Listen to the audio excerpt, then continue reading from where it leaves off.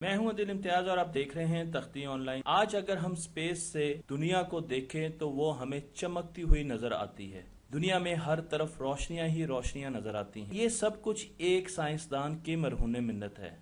अगर वो साइंसदान ना होते तो हमारे घरों में एसी करंट ना आता और हमारे शहर जगमगाते ना। आज हम उस साइंसदान की बात करने जा रहे हैं जिसकी वजह से हर तरफ रोशनी ही रोशनी है और उनका नाम है निकोला टेस्ला। हम टेस्ला के बारे में बहुत कुछ जानते हैं, पर मैं आपको ये बताना चाहता हूं कि ये वो कमरा है न्यूयॉर्क के एक होटल का जहां पर टेस्ला की वफात हुई। वो यूगोस्लाविया में पैदा हुए और फिर अमेरिका में आ गए। टेस्ला के बारे में लोग ये समझते थे कि वो एक इवल साइंटिस्ट हैं और उसकी वजह यह है कि उनके कई ऐसे क्लेम थे जो उस वक्त के लोग समझ नहीं पाए। मसलन उनमें से कुछ क्लेम ऐसे थे कि उन्होंने एलियन से बात की है, उन्होंने एलियन से खतो किताबत की है। इसी तरीके से उन्होंने ये भी बयान दिया कि वो बहुत दूर दुश्मनों के जहाज़ों को हवा में ही तबाह कर सकते हैं। वो ज़मीन को एक घंटी की तरह बजा सकते हैं। जिस तरह एक बेल बजती है, इसी तरीके से ज़मीन की एक रेजोनेटिंग फ्रीक्वेंसी होगी जिस पर ज़मीन बेल की तरह बजना शुरू हो जाएगी। ये बातें सुनकर लोग ये समझते थे कि इनका वाकई कोई एलियन से ताल्लुक है और ये कोई इवल साइंटिस्ट हैं। इसलिए लोग इनको बहुत ज़्यादा पसंद नहीं करते थे और बहुत अरसे तक इनका कोई चर्चा नहीं रहा। जब इनकी वफात हुई तो इनके तमाम पेटेंट्स और रिसर्च पेपर हुकूमत अमरीका ने अपनी तहवील में ले लिए और उसके बाद आहिस्ता आहिस्ता उन्होंने वो पेटेंट्स शाया किए। पर अब भी हम ये समझते हैं कि बहुत से पेटेंट्स और बहुत सी रिसर्च टेस्ला की ऐसी है जो कि हुकूमत अमरीका ने पब्लिक नहीं की। तो चलते हैं जरा देखते हैं कि वो क्या करना चाह रहे थे। टेस्ला चाहते थे कि वो वायरलेस पावर ट्रांसमिट करें एक जगह से दूसरी जगह और उसके लिए उन्होंने टेस्ला कॉइल 1893 में इसका कॉन्सेप्ट दिया और उन्होंने ये बताया कि ये एक ऐसी कॉइल है जो हवा में पावर को रेडिएट करेगी। आज हमें टेस्ला कॉइल बहुत जगह नजर आती है और हम देखते हैं कि इससे हम वायरलेस बिजली बना भी रहे हैं, लेकिन टेस्ला का ख्याल इससे बहुत आगे का था। टेस्ला कॉइल को अगर मैं एक वाटर पंप से तशबीह दूं, उसकी मिसाल लूं, तो ज़्यादा मुख्तलिफ नहीं होगी। जिस तरीके से वाटर पंप पानी को प्रेशर के साथ पंप करता है, इसी तरीके से टेस्ला कॉइल वोल्टेजेस को, पावर को पंप करेगी हमारी सारी एटमॉस्फेयर में, ताकि हमें कहीं भी इस्तेमाल के लिए कोई मसला ना रहे। मसलन मैं आपको समझाने के लिए एक सिंपल सी एनालॉजी देता हूं।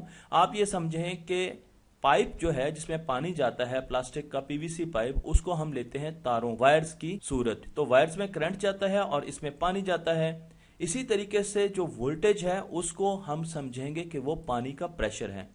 तो पानी का प्रेशर और वोल्टेज में हमने एक निस्बत डाल दी है। करंट और पानी का फ्लो ज्यादा होगा तो समझ लें तार में, इलेक्ट्रिक वायर में करंट ज्यादा होगा, और पानी का फ्लो पाइप में कम होगा तो आप समझ लें कि इलेक्ट्रिक करंट इलेक्ट्रिक तार में, इलेक्ट्रिक केबल में कम है। तो ये तीन मैंने एनालॉजीज दी हैं और इसकी वजह क्या है? इसकी वजह यह है कि मैं आपको ये बताना चाहता हूं कि जब भी हम पानी के पाइप के आगे एक नोजल लगाते हैं तो उससे उसका प्रेशर बहुत बढ़ जाता है और उसका फ्लो बहुत कम हो जाता है और अब हम ये पानी दूर तक भेज सकते हैं। इसकी रीच दूर तक हो गई है। यही काम हम करते हैं ट्रांसफार्मर में।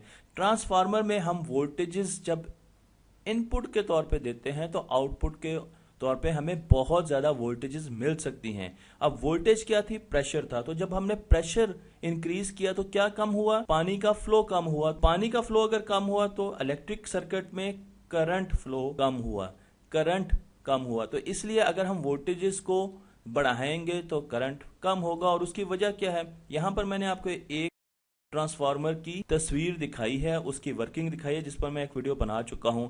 यहां पर हमें दो कॉइल्स नजर आ रही हैं। इसको हम प्राइमरी कॉइल कहते हैं, इसको सेकेंडरी कॉइल कहते हैं और इनके दरमियान इंडक्शन होती है और इंडक्शन की वजह से वोल्टेजेस प्रोड्यूस होते हैं, इंड्यूस होते हैं इस कॉइल पर। अब वो वोल्टेजेस ज्यादा भी हो सकते हैं और कम भी हो सकते हैं। अगर आपको मजीद ये कॉन्सेप्ट लेना है तो आप मेरी वीडियो देख सकते हैं। मैं आपको यहाँ पर एक कॉन्सेप्ट दूंगा ट्रांसफार्मर का। आप यहाँ पर एक ट्रांसफार्मर देख रहे हैं, इसको हम स्टेप डाउन ट्रांसफार्मर कहते हैं, क्योंकि इसके इनपुट पे 1000 वोल्ट्स दिए हैं और जब आउटपुट पर मैं जाता हूँ तो मुझे 200 वोल्ट्स मिलते हैं। ये कम कर रहा है वोल्टेज को, इसलिए इसको स्टेप डाउन कहते हैं। जबकि करंट में अगर आप देखें क्या चेंज आती है तो 2 एम्पियर इनपुट पे थे और हमें 10 एम्पियर आउटपुट पे मिल रहे हैं। अगर आप देखें तो 1000 को 5 से डिवाइड करें तो 200 आता है और 2 को 5 से मल्टीप्लाई करें तो 10 आता है। इसका मतलब 5 के फैक्टर के साथ चीजें बढ़ रही हैं या कम हो रही हैं। और ये 5 कहां से आ रहा है? वो आ रहा है नंबर ऑफ कॉइल्स के टर्न से। यहां पर आप देखें तो 50 टर्न्स हैं और यहां पर 10 टर्न है, तो हमने 5 गुना टर्न्स कम कर दिए हैं कॉइल के, और इस वजह से वोल्टेज जो है वो 5 गुना कम हो गई है और करंट 5 गुना बढ़ गया है। और उसकी वजह यह है कि हमने पावर तो सेम ही रखनी है, 2000 वाट, यहां पर भी 2000 वाट। तो एक चीज जब बढ़ेगी तो दूसरी कम होगी, क्योंकि पावर का फॉर्मूला है P = VI, दोनों मल्टीप्लाई होंगे। इसी तरीके से ट्रांसफार्मर अगर स्टेप अप है तो उसमें इनपुट पे आपको कम नंबर ऑफ टर्न्स मिलेंगे कॉइल के, जबकि आउटपुट पे नंबर ऑफ टर्न्स बढ़ जाएंगे। अगर आप यहाँ पे देखें तो 5 टर्न्स है, यहाँ पे 20 टर्न्स हैं, तो 4 टाइम्स टर्न्स बढ़ गए, तो वोल्टेज जो है वो 4 टाइम्स बढ़ जाएगी, 400 वोल्ट्स हो जाएगी और करंट 4 टाइम्स कम हो जाएगा। यहां पर करंट बढ़ गया था, यहां पर करंट कम हो जाएगा। ये टेस्ला कॉइल की एक शक्ल है। 1000 वाट दोनों तरफ हमारे पास है। तो अगर हम टेस्ला कॉइल बनाना चाहते हैं तो हम वोल्टेजेस को बढ़ाएंगे, तो जब मैं वोल्टेजेस को बढ़ाऊंगा तो करंट मेरे पास कम होगा। इसी चीज को यहां पर दिखाते हैं। ये एक स्टेप अप ट्रांसफार्मर है जिसमें हमारे पास एक पावर सप्लाई है जिसे 120 वोल्ट एसी दे रहे हैं, और उसके बाद यहां पर आप देखें ये मेन पावर सप्लाई आपकी लगी है, कैपेसिटर लगा हुआ है पावर सप्लाई का। यहां पर हमारे पास प्राइमरी कॉइल है ट्रांसफार्मर की, और ये सेकेंडरी कॉइल है, और सेकेंडरी कॉइल के टर्न्स बहुत ज्यादा हैं प्राइमरी कॉइल से। इस वजह से यहां पर मैंने आपको तस्वीर दिखाई है तो आप देख सकते हैं कि ये हमारे पास प्राइमरी कॉइल है नीचे, और ये सारी सेकेंडरी कॉइल है जो आपको रेड कलर में नजर आ रही है। और जो स्टेप अप फैक्टर है, तो इनपुट पे आप 120 वोल्ट एसी दे रहे हैं, जबकि आउटपुट पर आप 500,000 वोल्ट्स ले रहे हैं। इतना ज्यादा इफेक्ट है टेस्ला कॉइल का। तो जब इतनी ज्यादा वोल्टेजेस आप बना रहे हैं तो इसका मतलब यह है कि अगर हम इसको मुख्तलिफ जगह पर लगा दें, टेस्ला साहब ये सोचते थे कि अगर इस कॉइल को हम जमीन पे मुख्तलिफ कुछ फासले पर, जिस तरीके से हमने मोबाइल के एंटीनास लगाए हैं, तो ये इलेक्ट्रिक पावर रेडिएट करेगी एटमॉस्फेयर में, और अगर आप इनके करीब कोई भी बल्ब लेके आएंगे तो वो बगैर किसी तार के जलना शुरू हो जाएगा, जैसा कि उन्होंने अपनी इस तस्वीर में हमें दिखाया है। इस कॉन्सेप्ट को वायरलेस इलेक्ट्रिसिटी भी कहते हैं, और इसके लिए सबसे पहले वो गए स्टेट ऑफ कोलोराडो, और वहां पर उन्होंने अपनी एक बहुत बड़ी लैब बनाई और उस लैब में एक बहुत बड़ा टेस्ला कॉइल का टावर बनाया। इस टावर पे उनका क्लेम यह है 12 मिलियन वोल्ट्स प्रोड्यूस किए जाते थे, और 1 मील दूर भी इनकैंडेसेंट बल्ब जो हैं वो जल जाते थे। पर यहां पर उनको बहुत ज्यादा तजर्बे करने पड़े, और एक वक्त ऐसा आया कि इर्द गिर्द की जो कम्युनिटी थी उनकी पावर चली गई। वो पहले ही बहुत घबराए हुए थे, क्योंकि वो हर वक्त लाइटनिंग देखते थे, थंडरस्टॉर्म देखते थे, इसलिए वो डरे हुए थे कि यहाँ पर कोई इवल साइंटिस्ट आया है, और उन्होंने बहुत ज्यादा इसके बारे में तशवीश जाहिर की। तो टेस्ला साहब जो हैं वो फिर वापस आ गए न्यूयॉर्क में, और वहां पर आके उन्होंने अपनी एक और ऑब्जर्वेटरी बनाई, और वहां पर उन्होंने दोबारा यही टावर बनाया, टेस्ला कॉइल पर बेस करता हुआ टावर, और यहां पर उन्होंने 12 मिलियन वोल्ट्स प्रोड्यूस किए। अगर इस टावर को मैं देखूं तो मुझे एक पावर प्लांट भी नजर आएगा जो कि बिजली प्रोड्यूस कर रहा है, और 120 वोल्ट इस टावर को इन के तौर पे दे रहा है। ये केबल्स डली हुई हैं ब्लैक कलर की, जो इस पावर प्लांट से इस टावर की तरफ जाती हैं। यहां पर हमारी प्राइमरी सेकेंडरी कॉइल है, और उसके साथ हम पावर रेडिएट कर रहे हैं एटमॉस्फेयर में। पर एक चीज और भी है, और वो ये कि ये टावर नीचे की तरफ भी जाता है, और यहां पर भी पावर रेडिएट की जाती है जमीन के अंदर। आप कहेंगे जमीन के अंदर क्यों पावर रेडिएट की जाती है? तो उसकी वजह यह है कि अगर यहाँ पर मैंने यहाँ पर आपको इसकी एक और ड्राइंग दिखाई है जिसमें आपको नजर आ रहा है कि ये शाफ्ट जो है वो नीचे जा रही है, और यहाँ पर जमीन के नीचे हमारे पास वाटर टेबल होता है जिसको हम एक्वाफर कहते हैं, यानी पानी का लेवल होता है। तो ये ज़मीन के नीचे जाकर भी पावर रेडिएट करता है जो ज़मीन के अंदर ट्रेवल करेगी। तो ज़मीन के ऊपर भी ट्रेवल करेगी और ज़मीन के अंदर भी ट्रेवल करेगी। क्या ज़मीन एक कंडक्टर ऑफ इलेक्ट्रिसिटी है? इसका जवाब है जी बिल्कुल है, क्योंकि ज़मीन में नमकियात होते हैं, ज़मीन में मेटल्स होती हैं और इसकी वजह से ज़मीन में कंडक्शन की कैपेबिलिटी होती है। उसके साथ ज़मीन के अंदर पानी होता है, मॉइस्चर होता है, तो करंट ज़मीन के अंदर फ्लो कर सकता है। अगर आप दो आर्बिट्रेरी पॉइंट ले लें ज़मीन के कहीं भी ए और बी, तो उसके बीच में इन्फिनिट नंबर ऑफ पाथ बनेंगे और उनमें आपको मिनिमम रेजिस्टेंस पाथ मिल जाएगा। तो ज़मीन के अंदर करंट फ्लो करता है, इसलिए हम कई एप्लीकेशन में भी रिटर्न पाथ जमीन से ही लेते हैं। टेस्ला का यह ख्याल था कि एक दिन ऐसा आएगा कि वो इस टावर के जरिए वीडियोस को ट्रांसमिट करेगा, ऑडियो को ट्रांसमिट करेगा, न्यूज टेक्स्ट मैसेजेस को करेगा, जो कि आज हम कर चुके हैं। पर इसके साथ साथ उनका यह ख्याल था कि वो पावर को भी ट्रांसमिट करेंगे, जिसमें आज भी हमें मुश्किल पेश आ रही है।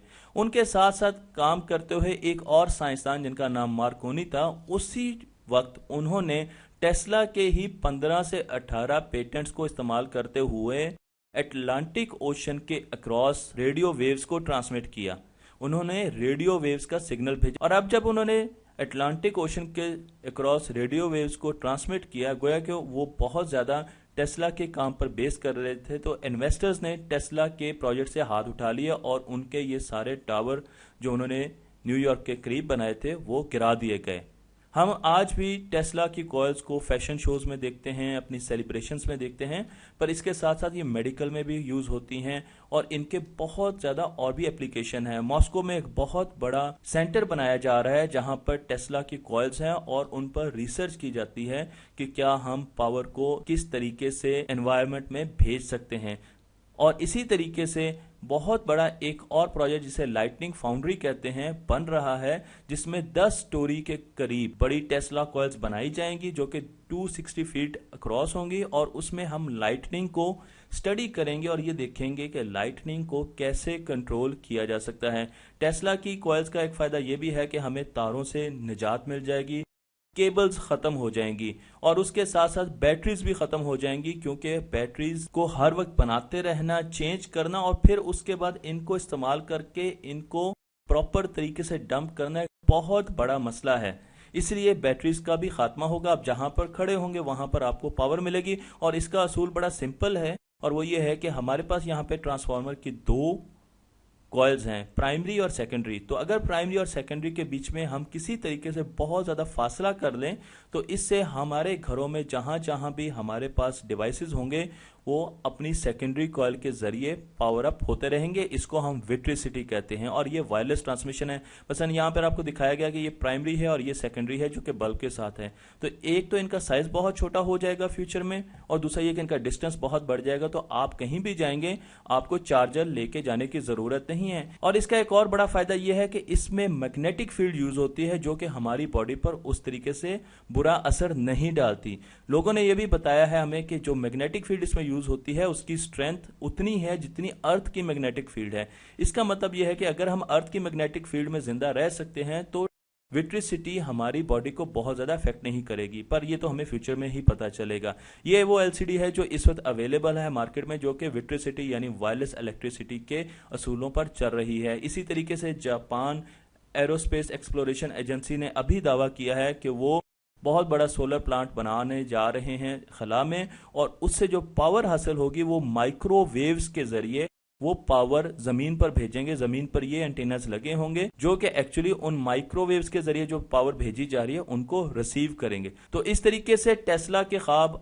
आज हमें सही होते नजर आ रहे हैं कि हम एनवायरनमेंट में पावर इंजेक्ट कर पा रहे हैं, पर शायद टेस्ला अपने वक्त से बहुत पहले आ गए थे इसलिए लोग उनको समझ नहीं सके। अगर आपको मेरी ये वीडियो पसंद आई है तो इसको लाइक कीजिए, शेयर कीजिए और मेरे चैनल को सब्सक्राइब कीजिए।